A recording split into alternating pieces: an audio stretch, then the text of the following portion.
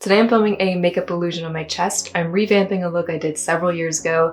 It might actually be the first look I did where I painted on my own chest, and I hope that my skills have grown. I hope that it's a fun way to demonstrate how I've grown.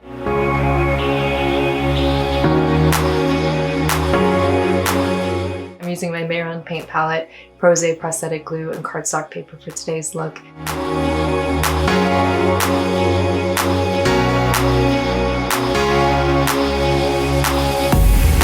So at this point, I've blocked out all the shapes, and then I'm gonna put the black paint in the middle of my chest and have some 3D squares that are gonna pop out as well.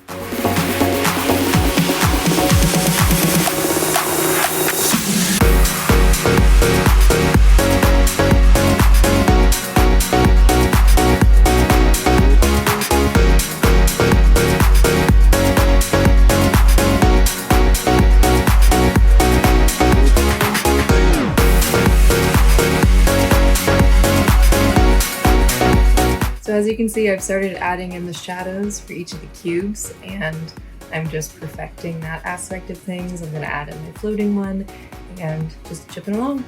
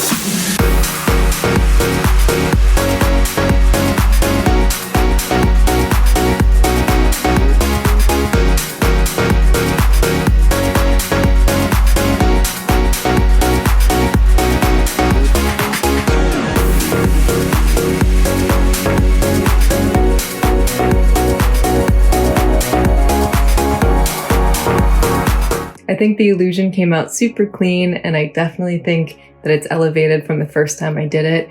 The cubes actually look like they're breaking away more. I think that the perspective is better and the shading, so I hope you enjoyed.